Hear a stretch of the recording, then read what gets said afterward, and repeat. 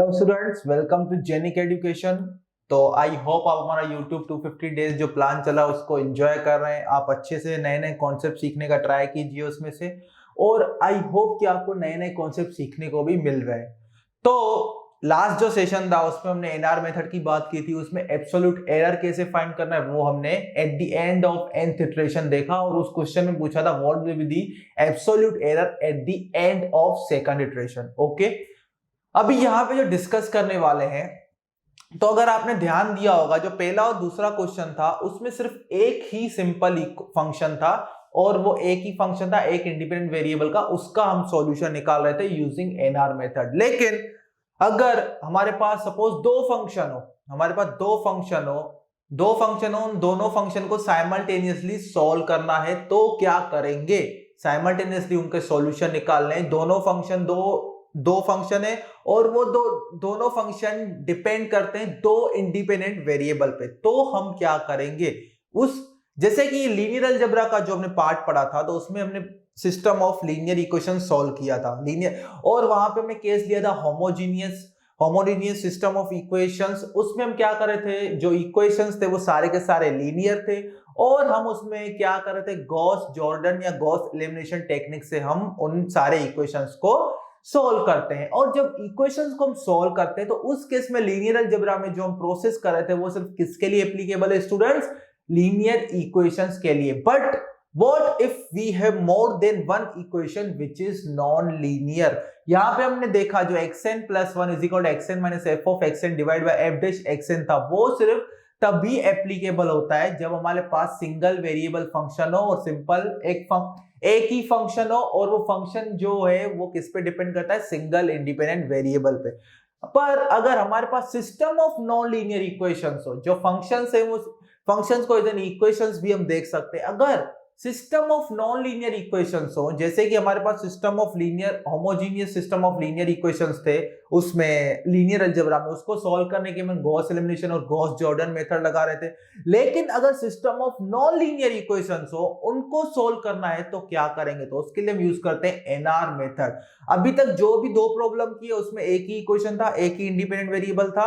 अभी जो हम प्रॉब्लम देखने जा रहे हैं उसमें दो इक्वेशन है, और वो दो इक्वेशन है उसमें दो वेरिएबल है। और जब मैं बोलूंगा इस सिस्टम का ये सॉल्यूशन है, ये system for this is solution of this system, वो सिस्टम कब बोलते हैं? जब उस सिस्टम में एक से ज्यादा इक्वेशन हो। तो जब मैं बोलूंगा कि किसी सिस्टम ऑफ इक्वेशंस का ये सॉल्यूशन है, इसका मतलब वो सॉल्यूशन सारे के सारे जो इक्वेशंस है उस सिस्टम में उसको सेटिस्फाई करना है। ऐसा सपोज मैंने एक सॉल्यूशन निकाला, वो सपोज मेरे सिस्टम में दो इक्वेशन है, एक सॉल्यूशन मैंने फाइंड किया, वो एक इक्वेशन को सेटिस्फाई कर रहा है लेकिन दूसरे इक्वेशन को नहीं। इसका मतलब वो सिस्टम का सॉल्यूशन नहीं हुआ, वो एक इक्वेशन का सॉल्यूशन हुआ, सिस्टम का सॉल्यूशन नहीं हुआ। सिस्टम का सॉल्यूशन हम कब बोलेंगे? जब वो सॉल्यूशन उस सिस्टम में जो सारे इक्वेशन है उसमें हम सब्स्टिट्यूट करेंगे तो वो सेटिस्फाई करना चाहिए। तो अगर नॉन लीनियर इक्वेशन हो तो एनआर मेथड हम कैसे लगाएंगे? जो हमने पहले दो केस देखे उसमें भी नॉन लीनियर इक्वेशन ही थे, नॉन लीनियर ही फंक्शन थे, लेकिन उसमें फंक्शन एक ही था और वो एक सिंगल वेरिएबल पे डिपेंड कर रहा था। अभी हम जो एग्जांपल देखने जा रहे हैं उसमें दो फंक्शन है, या ऐसा बोल सकते हो दो इक्वेशन, दो नॉन लीनियर इक्वेशन है, उनका सॉल्यूशन निकालना है। ये बात हो गई क्लियर? और उनका सॉल्यूशन निकालना है। इस केस में इसमें ये नहीं पूछा है कि उनका सॉल्यूशन निकालो यूजिंग एनआर मेथड, वो बहुत लेंथी प्रोसेस है। सिर्फ पूछा है जेकोबियन निकालो। तो जब system of non linear equations हो, जहां पे जो system of non linear equation हो जहां पे राइट हैंड साइड क्या हो? जीरो हो, या हम बना सकते हैं जीरो एनी हाउ। उस केस में जब भी हम एनआर मेथड लगाते हैं, या जब भी हमने देखा न्यूमेरिकल टेक्निक मेथड लगा रहे हैं, तो फंक्शन को is equal to zero form में हम लिखेंगे, उस फॉर्म में हम इक्वेशंस बनाएंगे। फिर जब हम एनआर मेथड लगाएंगे सॉल्यूशन निकालने के लिए, तो हम जेकोबियन का यूज करना पड़ता है। लेकिन जब एक फंक्शन हो, ये जेकोबियन का जनरलाइज फॉर्म है, लेकिन अगर एक सिंगल फंक्शन हो, जैसे कि पहले दो केसेस में देखा, सिंगल फंक्शन था और एक ही इंडिपेंडेंट वेरिएबल था, उस केस में हमने जेकोबियन का यूज नहीं किया, क्योंकि जेकोबियन का यूज करके ऑलरेडी हमने फॉर्मूला बना दिए, वहां पे ऑलरेडी फॉर्मूला बन चुकी है जो हमें याद है, x of n plus 1 is equal to xn minus f of xn divide by f dash xn। वो कब एप्लीकेबल है स्टूडेंट? जब फंक्शन सिंगल फंक्शन हो और इंडिपेंडेंट वेरिएबल एक हो। तो अभी हम देखते हैं, हमें इस क्वेश्चन में जेकोबियन का कॉन्सेप्ट पढ़ना है। Solution of the variables x1 and x2 for the following equation is to be obtained by employing the Newton-Raphson's iterative method। तो इक्वेशन 1 हमें दिया है, ये क्वेश्चन है 2011 का आईआईटी मद्रास। इक्वेशन 1 हमें दिया है, इक्वेशन 1 हमें दिया है 10x2 sin x1 10x2 sin x1 minus 0.8 is equal to 0। और दूसरा इक्वेशन हमें दिया है, दूसरा इक्वेशन दिया है 10x2 square in minus 10x2 cos x1 minus 0.6 is equal to 0। तो हम इसको ऐसे कंसीडर कर सकते हैं, एक फंक्शन है, ये दूसरा फंक्शन है, इक्वल टू क्या बना दिया है 0, जो न्यूटन रैप्सन मेथड में हम बनाते हैं। तो सिंपली यहाँ पे दिख ही रहा है नॉन लीनियर इक्वेशन है। कैसे? क्योंकि यहाँ पे साइन वाला, सिंपली अगर साइन टर्म है तो वो नॉन लीनियर इक्वेशन ही बन जाता है। और यहाँ पे x2 का स्क्वायर है, उससे भी पता चल रहा है कि क्या है, नॉन लीनियर टर्म्स है। ओके, ट्रिग्नोमेट्रिक फंक्शन इक्वेशंस को नॉन लीनियर इक्वेशन बना देते हैं। ओके यहाँ पे क्या, ये पहली बात, ये डिफरेंशियल इक्वेशन नहीं, अलजेब्रिक इक्वेशन है। तो अलजेब्रिक इक्वेशन सॉल्व करने के लिए, जो कि नॉन लीनियर इक्वेशन है, दोनों नॉन लीनियर इक्वेशन है, इनका सॉल्यूशन निकालना है तो हम लीनियर अलजेब्रा वाले गॉस एलिमिनेशन या गॉस जॉर्डन मेथड नहीं लगा सकते। क्यों? क्योंकि वो सिर्फ हम लीनियर इक्वेशंस में लगाते हैं। ये दोनों नॉन लीनियर इक्वेशन है, इनका सॉल्यूशन फाइंड करने के लिए हम क्या लगाते हैं, Newton Raphson method. Newton Raphson method में से जो भी सॉल्यूशन आएगा वो साइमल्टेनियसली दोनों इक्वेशन को सेटिस्फाई करना चाहिए, तो ही हम बोलेंगे वो सॉल्यूशन किसका है, सिस्टम ऑफ इक्वेशन का सॉल्यूशन है। तो उसके लिए हमें हम सॉल्यूशन में तो नहीं चाहेंगे, हमें उस क्वेश्चन में पूछा है जेकोबियन फाइंड करो with initial guess x1 is equal to 0 and x2 is equal to 1। ये हमें कंडीशन लगानी है और जेकोबियन फाइंड करना है, ये इनिशियल कंडीशन लगा के। तो जेकोबियन की जरूरत पड़ती है। जेकोबियन की डेफिनेशन क्या होती है? जेकोबियन ऐसे डिफाइन होगा, Jacobian is equal to Jacobian matrix, not Jacobian, Jacobian matrix is defined as J is equal to del यहाँ पे फंक्शन पहला लिखेंगे f of x1 x2 divide bye, इसका पार्शियल डिफरेंशिएशन लेंगे पहले विथ रिस्पेक्ट टू x1, फिर similarly इसी function का पार्शियल डिफरेंशिएशन लेंगे with respect to x2। Clear students? Similarly यहां पे क्या लिखेंगे, del g of x1 x2। मैं भी थोड़ी देर में बताऊंगा ये g क्या है और ये सब क्या है, g क्या है, यहाँ पे f क्या है, वो सब हम यहाँ पे डिस्कस करेंगे। लेकिन उससे पहले हम जनरलाइज फॉर्मूला बना देते हैं, del g x1 x2 divide by del x2। ये है अपना जेकोबियन मैट्रिक्स, जो न्यूटन रैप्सन, सिर्फ न्यूटन रैप्सन मेथड में जेकोबियन मैट्रिक्स की एप्लीकेशन है। ये है अपना जेकोबियन मैट्रिक्स। यहाँ पे g और f क्या है, तो ये जो पहला वाला फंक्शन है इसको हम बोलेंगे f ऑफ x1 x2, इसको बोलेंगे g of x1 x2। Clear हो गई ये बात स्टूडेंट्स? तो पहला हमारा फंक्शन है f, दूसरा फंक्शन है g। तो जो पहला इक्वेशन है उसको हमें कंसीडर करना है, उसका पार्शियल डेरिवेटिव लेना है with respect to x1। Then जो पहला फंक्शन है उसका पार्शियल डेरिवेटिव लेना है with respect to x2। Similarly g का पहले पार्शियल डेरिवेटिव लेना है with respect to x1, then with respect to x2। ये बात हो गई क्लियर? तो जेकोबियन ऐसे लिखना है। तो यहाँ पे जेकोबियन हम कैसे लिख सकते हैं स्टूडेंट्स? जेकोबियन हम ऐसे लिखेंगे, जो ये वाला फंक्शन है इसका डेरिवेटिव, ये वाला फंक्शन क्या है, ये वाला फंक्शन, तो इसका क्या लेना है, विथ रिस्पेक्ट टू x1 हमें डेरिवेटिव लेना है। तो हम सिंपल लिख देते हैं 10 partial derivative of 10 x2 sin x1 minus 0.8 इसका पार्शियल डेरिवेटिव लेना है विथ रिस्पेक्ट टू x1। फिर हमें क्या लेना है, इसी फंक्शन का पार्शियल डेरिवेटिव लेना है 10 x2 sin x1 minus 0.8 with respect to x2। यहां पे ब्रैकेट क्लोज, मैट्रिक्स यहां पे खत्म होगा।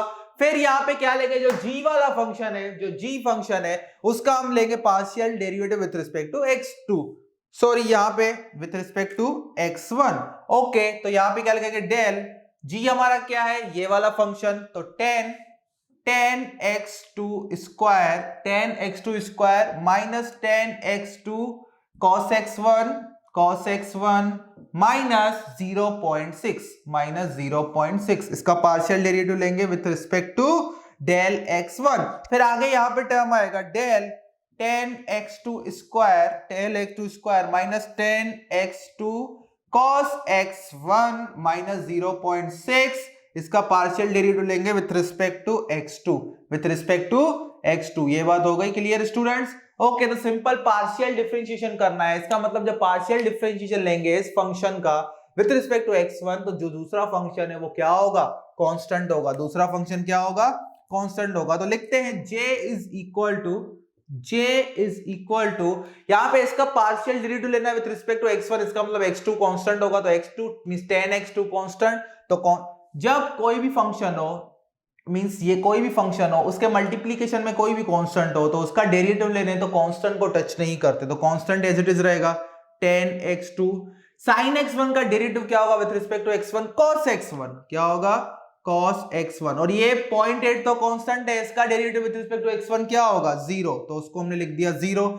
अभी यहां पे आते हैं तो यहां पे जब विथ रिस्पेक्ट टू x2 में ले रहा हूं partial derivative with respect to x2 तो मेरा x1 क्या होगा, कांस्टेंट। तो simply tan into sin x1 मेरा कांस्टेंट है तो कांस्टेंट लिख दिया as it is tan into sin x1 और x2 का डेरिवेटिव लेंगे विद रिस्पेक्ट टू x2 वो क्या होगा, 1 होगा, 0.8 का क्या होगा, 0 होगा। ओके यहां पे आ गए। अभी यहां पे देखो, यहां पे ये सब बातें क्लियर। यहां पे अभी देखो क्या है, यहां पे है डेल ऑफ, इसका पार्शियल डेरिवेटिव लेना है with respect to x1, partial derivative लेना है with respect to x1। Okay अगर ऐसा करेंगे तो कैसे होगा, इसका पार्शियल डेरिवेटिव लेना है विथ रिस्पेक्ट टू x1 तो अपना जो x2 वाला टर्म है वो तो कांस्टेंट है तो उसका derivative with respect to x1 0 minus tan x2 cos x1, तो इस टर्म में tan x2 कांस्टेंट होगा क्योंकि x1 के रिस्पेक्ट में पार्शियल डेरिवेटिव लेना है तो cos x1 का डेरिवेटिव क्या होगा with respect to x1 minus sin x1 और minus tan x2 into minus sin x1 क्या होगा, tan x2 sin x1 और 0.6 का 0 होगा क्योंकि वो कांस्टेंट है। सिमिलरली यहाँ पे देखो क्या डेरिवेटिव होगा, ये फर्स्ट टर्म है tan x2 स्क्वायर, इसका डेरिवेटिव होगा विथ रिस्पेक्ट टू x2 वो क्या होगा 20x2। आई होप कि आपको ये डेरिवेटिव तो आता है सिंगल वेरिएबल कैलकुलस का, 20x2 माइनस यहां पे क्या आ गया tan cos x1 आएगा क्योंकि जब इस टर्म का हम डेरिवेटिव लेंगे विथ रिस्पेक्ट टू x2 तो वहां पे tan और cos x1 कांस्टेंट होगा और x2 का derivative with respect to x2 क्या होगा, 1 होगा, तो टर्म बचेगा tan into cos 1 tan into cos x1 0.x का डेरिवेटिव 0.6 का डेरिवेटिव क्या होगा विथ रिस्पेक्ट टू कांस्टेंट का डेरिवेटिव क्या होता है 0। तो ये हमें मिल गया जैकोबियन, हमें जैकोबियन लेकिन हमें जैकोबियन फाइंड करना है when x1 is equal to 0 and x2 is equal to 1। ये बात आ गई क्लियर। ओके और यहां पे जो दूसरी इंपॉर्टेंट बात है वो यहां पे क्लियर होनी चाहिए कि जब हम फाइंड करते हैं कॉस या साइन फंक्शन तो ये जो कॉस कौन से एंगल पे निकालना है वो बहुत इंपॉर्टेंट है। तो यहां पे देखो x1 is equal to 0 है, x2 is equal to 1 है, यहां पे डिग्रीज नहीं है, ये रेडियंस है, डिग्रीज नहीं है ये रेडियंस है, ये बात याद रखना। तो j हमें निकालना है j at 0, 1 is equal to means हमें जो ये j मिला है, ये j में हमें मिला, इसको हम लिखेंगे x1, x2, ये हमें मिला j x1 x2, यहाँ पे j 0 1 मींस x1 की जगह पे 0 रखना है, x2 की जगह पे 1 रखना है, तो क्या आएगा स्टूडेंट्स, यहाँ पे रख दो x1 की जगह पे 0 तो cos 0 क्या होता है 1 होता है और x2 अपना क्या है 1, तो ये रिजल्ट आएगा 10। ओके और ये वाला टर्म देखो 10 sin x1, sin 0 क्या होता है 0 into 10 0, यहाँ पे 10 x2 sin x1 क्या होगा 0, sin x1 0, 10 into 1 into 0 means क्या होगा 0।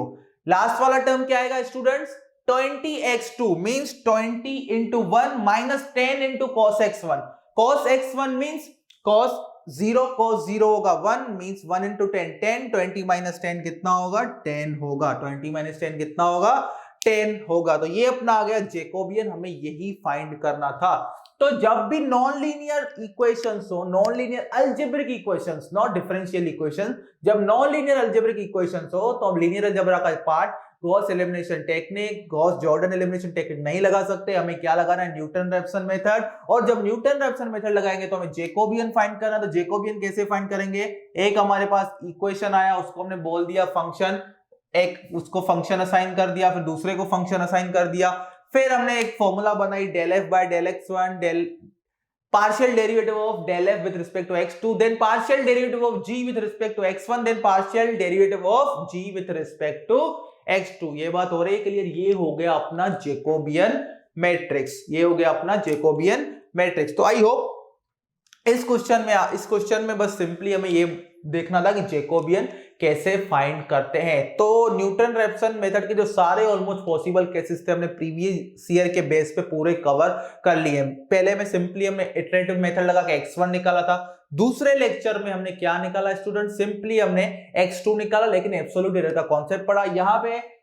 सिंगल इक्वेशन नहीं है, दो इक्वेशन है, इसलिए यहाँ पे हमने जैकोबियन निकाला। तो जैकोबियन कैसे निकालते हैं वो यहाँ पे मुझे सिखाना। तो आई होप आप इसको समझ गए होंगे कि जैकोबियन कैसे निकालना है। और दूसरी बात यहाँ पे अगर आप सेल्फ स्टडी स्टूडेंट हैं तो आप हमारा pen drive G drive course purchase कर सकते हैं और आप हमारा प्राइम मेंबरशिप भी परचेस कर सकते हैं। उसमें एडिशनल बेनिफिट्स हैं, जैसे कि आपका doubt with in 24 hours solve किया जाएगा और आपको उसमें 50 क्वेश्चंस पर सब्जेक्ट भी मिलेंगे with full explanation with different methods, और वो भी वीडियो सॉल्यूशन, और रिटन सॉल्यूशन नहीं, वीडियो सॉल्यूशन। तो उसके लिए एडिशनल इंफॉर्मेशन के लिए you can visit our website jeniceducation.com।